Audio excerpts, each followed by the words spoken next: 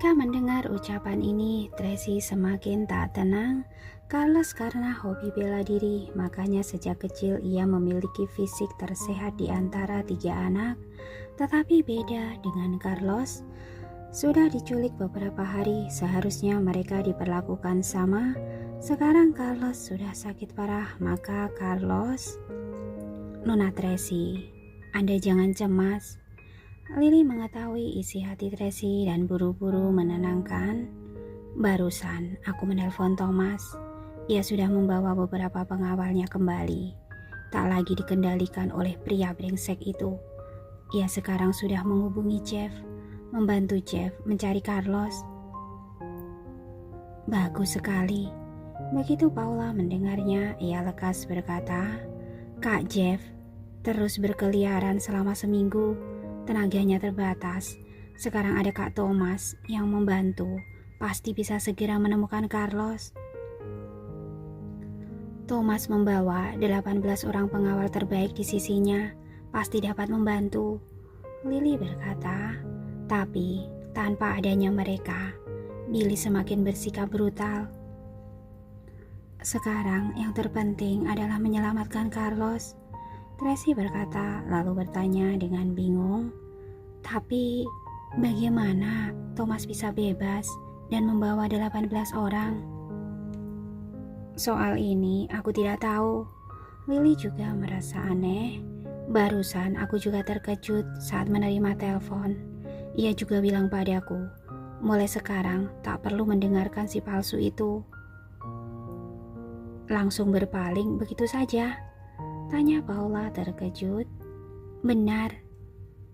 Di saat ini terdengar suara Hartono. Ternyata Hartono berjalan masuk dengan tongkat. Hartono, kamu kenapa kemari? Paula lekas maju memapahnya. Hartono menepuk-nepuk tangannya dan berkata pada Tracy, Nona Tracy, kakiku sudah membaik. Aku ingin mencari Kak Thomas. Bagaimana bisa? Lukamu belum membaik. Paula berkata dengan buru-buru. Sudah mulai membaik, meskipun tidak bisa bertarung, tapi masih bisa menyetir mobil. Hanya kaki kiriku yang terluka. Hartono berkata dengan cemas. Aku sudah berbaring begitu lama. Aku harus melakukan sesuatu. Hartono sudah berkata begitu, Paula juga tidak bisa berkata apa-apa lagi, hanya bisa mendukungnya. Hartono, kalau begitu nanti kamu ikut denganku saja. Lily sedang mengemasi barang-barangnya. Kebetulan, aku harus pergi ke rumah sakit untuk mengambil obat. Aku khawatir orang-orang itu akan menghentikanku. Ada kamu, segalanya akan jauh lebih mudah. Tidak masalah, aku yang menyetir. Hartono penuh percaya diri, mereka tidak akan bisa mengejarku. Iya, Lily sangat gembira. Dia tiba-tiba merasa bahwa keluarga Wellens yang sudah lama terpuruk akhirnya mulai bangkit kembali. Terima kasih atas kerja keras kalian. Tracy secara pribadi mengantar Lily dan Hartono keluar. Ia baru mau memanggil 2 orang untuk mengikuti mereka, tetapi mobil keluarga Wellens sudah berhenti di luar. Thomas yang mengirimkan mobil itu untuk menjemput Lily. Lily berpamitan dengan Tracy, kemudian pergi bersama Hartono dan yang lainnya. Tracy menatap sosok mobil yang pergi itu sedikit berpikir. Saat ini Naomi bergegas turun dan menyerahkan tabletnya. Nona, cepat lihat beritanya. Ada apa? Tracy mengambil tablet itu. Tiba-tiba ia terkejut. Sekarang tiba-tiba muncul opini publik di internet yang mengatakan bahwa Daniel Wellens yang ini adalah palsu. Postingan tersebut juga menyatakan foto dan berbagai dokumen bukti operasi plastik Billy di Korea. Rumah sakit operasi plastik itu kebetulan adalah milik keluarga Anderson. Juga dikatakan bahwa Billy dan Samuel bekerja sama untuk merebut harta keluarga Wellens. Dokumennya masuk akal, buktinya cukup dan menyebar dengan sangat cepat. Sekarang sudah tersebar kemana-mana. Meskipun penyebarannya hanya dari media dan netizen biasa, namun sudah menimbulkan pusaran opini publik yang sangat besar. Ada yang membantu kita. Naomi terkejut. Apa mungkin Tuan? Seharusnya kakak. Tracy sangat gembira. Sudah kubilang, bagaimana mungkin Thomas bisa tiba-tiba bebas dari kendali Billy, membawa 18 pengawal keluar, dan menyuruh Lily untuk melawan Billy. Pasti kakak yang bertindak dan memberi petunjuk. Baguslah, Naomi berkata sambil tersenyum. Akhirnya, situasi membaik. Tapi, butuh beberapa waktu agar opini publik ini bisa menimbulkan efek. Keluarga Amberson dan Billy masih memiliki kesempatan untuk melakukan sesuatu. Tracy tidak berani senang terlalu awal. Aku masih harus menyelamatkan Carlos sesegera mungkin. Kalau tidak, aku tetap akan menjadi pihak yang pasif. Thomas sudah pergi untuk membantu. Pasti bisa segera menyelamatkan Carlos. Naomi menghibur. Nona, istirahat dulu saja. Jangan sampai sakit. Aku mau menemani Carlos. Tracy melihat Carlos yang sedang tertidur. Ia merasa sangat bersalah. Kamu lihat, dia bahkan masih mengerutkan kening saat tidur. Ia pasti sangat takut. Sepertinya sedang bermimpi. Naomi melihat mulut kecil Carlos bergerak. Tracy segera mendekat untuk mendengarkannya. Ia sadar Carlos sedang memanggil, "Papi, papi." Pada saat itu, di dalam hutan, Daniel seperti mendengar panggilan Carlos. Ia tiba-tiba terbangun dari mimpinya. Kepalanya berkeringat deras, terlihat ketakutan. Dia bermimpi Carlos dan Carlos sedang berusaha melarikan diri. Di belakang ada orang jahat yang mengejar mereka. Di kedua sisi ada serigala dan harimau lapar mengepung mereka. Karena panik, Carlos terjatuh dari tebing. Mimpi buruk. Dewi bersandar di kursi bambu, menggoyang-goyangkan kakinya sambil menggerogoti kaki babi. Mulutnya penuh noda minyak, tetapi dia tetap menggerogoti dengan nikmat, terkadang juga menjilat jarinya. Daniel tidak menjawabnya, hanya mengangkat kepalanya dengan susah payah, melihat laptop di depannya. Tolong, terus bantu aku mengoperasikan laptopnya. Istirahatlah. Dewi sedikit tidak sabar. Aku sudah membantumu selama beberapa jam. Baru ada waktu untuk bernapas sebentar. Masa sudah harus mulai lagi? Situasinya berbahaya sekarang. Harta keluargaku akan direbut orang. Putraku juga belum diselamatkan. Bagaimana aku bisa punya waktu untuk beristirahat? Daniel panik. Kamu, cepatlah. Hei, jangan berteriak padaku ya. Dewi berbisik dengan tidak senang. Kalau bisa, kamu bangun dan operasikan sendiri saja. Kamu... Daniel sangat marah hingga paru-parunya mau meledak. Kalau dia bisa mengangkat tangannya, dia tidak akan merendahkan diri untuk memohon padanya. Karena terpaksa oleh situasi, tidak peduli betapa tingginya harga diri Daniel, ia hanya bisa menahan amarahnya dan memohon padanya dengan hati-hati. Aku tidak bisa bergerak sekarang, hanya bisa meminta bantuanmu. Tabib dewa yang baik hati dan mulia, tolong bantulah aku. Nah, begini baru benar. Dewi mengangkat sudut bibirnya dengan puas. Jangan khawatir, tunggu sampai aku selesai memakan kaki babi ini. Aku akan membantumu. Daniel tak bisa berkata apa-apa. Ternyata hal yang terpenting bagi wanita ini adalah makan. Sebelumnya dia membantunya mengoperasikan laptop selama 1 jam. Lalu dia bilang mau pergi makan.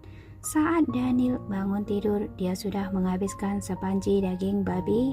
Sekarang masih menggerogoti kaki babi. Apakah dia mau makan sampai matahari terbenam? Daniel sangat frustasi. Ia menatap laptop yang berada tepat di depannya, tetapi dia tidak bisa bergerak. Ia mencoba mengangkat tangannya, tetapi tangannya seperti dipaku. Meskipun sudah berusaha sekeras apapun, tetapi tidak bisa bergerak. Sekarang seluruh tubuhnya hanya kepala dan leher yang bisa bergerak, bahkan memegang latte pun dia tidak bisa. Setelah mencoba untuk waktu yang lama, selain membuat dirinya berkeringat di sekujur tubuh, yang lainnya tidak bisa dilakukan. Sudah, sini aku bantu. Dewi akhirnya selesai memakan kaki babi itu, mencuci tangannya dan datang untuk membantu. Cepat, buka emailku dulu. Di halaman web ada histori akun. Masukkan kata sandi. Sama seperti yang aku sebut sebelumnya. Sudah lewat beberapa jam, kamu pikir aku masih ingat? Kata sandinya adalah, bicara pelan-pelan, panjang sekali. Aku mana mungkin ingat. Apa kamu ikan emas hanya punya ingatan selama 7 detik? Kalau kamu bicara omong kosong lagi, aku tidak akan membantumu lagi. Oke. Aku sebutkan pelan-pelan. Sebutkan huruf demi huruf. Oke. Aku beritahu ya, biaya ini akan dihitung secara terpisah dari biaya pengobatan. Nanti aku akan menulisnya di buku catatanku. Kamu sudah menginginkan setengah dari harta kekayaanku. Masih mau tambah lagi? Memangnya tidak boleh minta 60%, 70% atau selebihnya? Kejam. Hehe, ini namanya orang yang mampu melakukan lebih banyak pekerjaan. Aku tidak percaya. Aku tidak bisa menghadapimu. Daniel menggetakkan giginya dan bergumam, apa katamu? Tidak. Aku bilang, kamu sungguh berprestasi. Sial, kata sandimu panjang sekali. Sangat merepotkan. Salah ketik lagi. Sungguh menjengkelkan. Malam ini, saat pergi ke Villa Sisi Utara, cari resep obat itu dan sembuhkan aku secepat mungkin, agar kamu tidak perlu selelah ini. Kamu pikir aku tidak mau? Aku sudah mencari di seluruh tubuh orang koma itu, tapi tetap tidak menemukan resepnya. Mungkin disimpan oleh Naomi. Mungkin mereka telah menyadari bahwa kamu pergi ke sana, tapi mereka tidak mempertimbangkan masalah ini sebelumnya. Malam ini harusnya mereka akan menaruh resepnya di baju Rian. Coba kamu cari lagi. Kalian ini benar-benar merepotkan. Melakukan sesuatu dengan menebak-nebak, rumit sekali. Kalau begitu, kamu antar aku kembali ke Villa Sisi Utara. Tidak akan rumit. Jangan bermimpi. Jika kamu kembali, dari mana aku akan mendapatkan setengah hartaku ini? Keluarga Welen sekarang sudah dikuasai orang lain. Apa kamu masih punya uang untuk diberikan padaku? Baguslah, kalau kamu tahu. Cepatlah. Rasanya sekarang semua harta asetmu itu semuanya milikku. Daniel sungguh kehabisan kata-kata kenapa mendadak menjadi miliknya. Katakan, kata sandinya lagi, cepat. Kamu bisa lebih fokus tidak? Hanya 14 huruf. Kamu sudah berkali-kali mengetiknya, tapi tidak pernah benar. Kamu sedang memberiku pelajaran. Dewi menyipitkan matanya, wajahnya terlihat muram. Tidak. Daniel dengan cepat mengaku salah. Aku sedang memberi pelajaran pada diriku sendiri. Kenapa tidak memberitahumu dengan jelas? Sebutkan huruf demi huruf dan katakan pelan-pelan.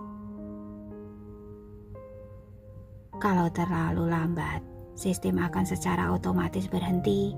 Ada pengaturan anti maling. Sungguh merepotkan. Daniel sudah hampir mati karena emosi. Kalau saja dia bisa bergerak, kalau saja otak Dewi bisa sedikit lebih normal, kalau saja tingkat kecerdasannya bisa mencapai tingkat sekolah dasar, dia juga tidak akan seperti ini.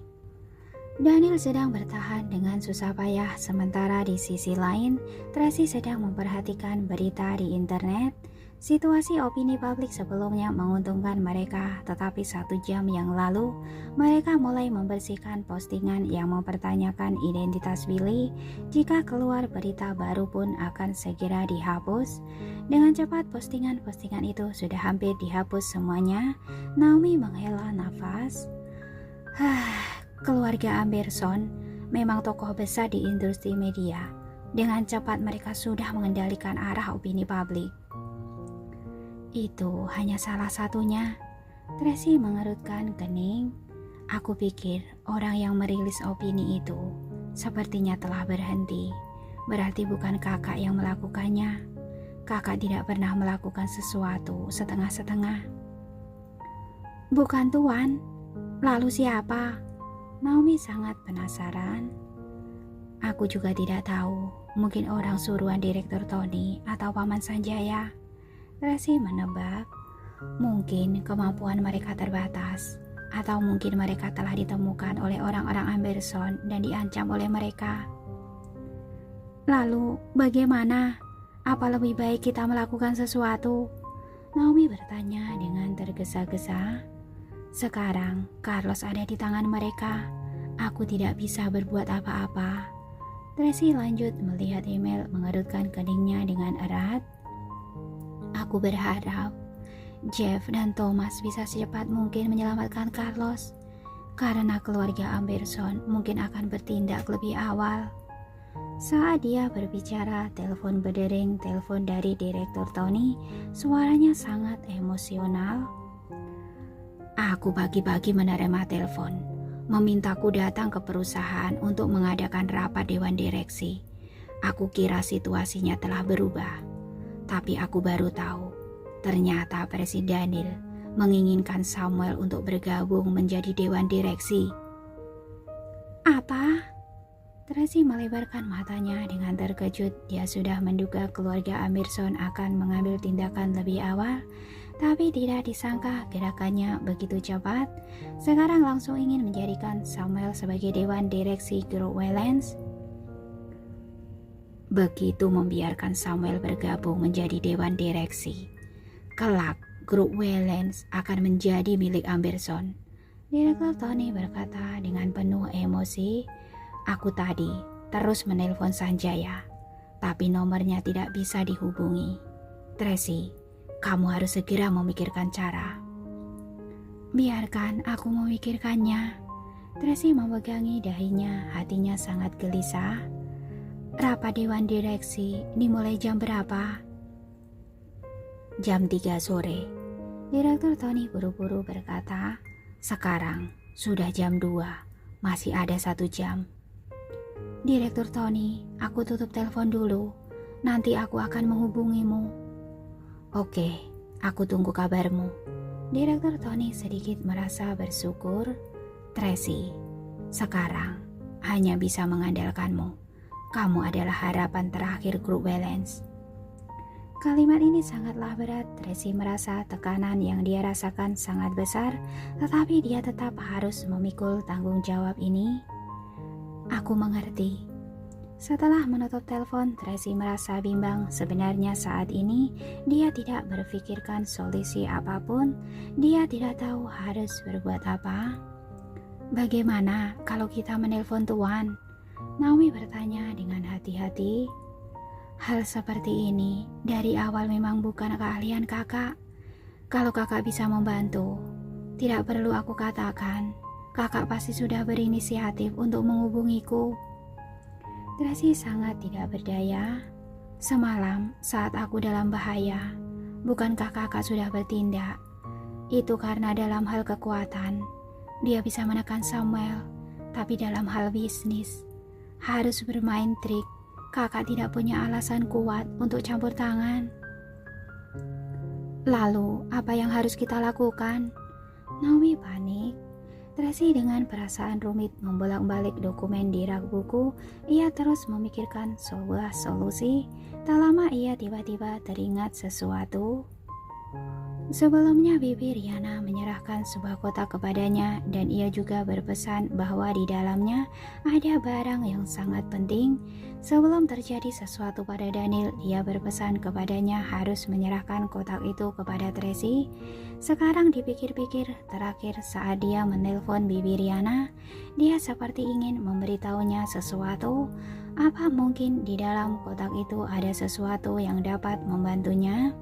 Memikirkan itu, Tracy segera meminta Naomi untuk mengambil kotak itu kemari, menuangkan isi kotak itu di atas meja dan mencari satu persatu. Selain peninggalan ayahnya dan Bibi Juni, ada sertifikat properti 2 villa, kalung ruby, dan amplop kecil yang tidak menarik perhatian. Tracy membuka amplop itu dan melihatnya, ia pun terkejut.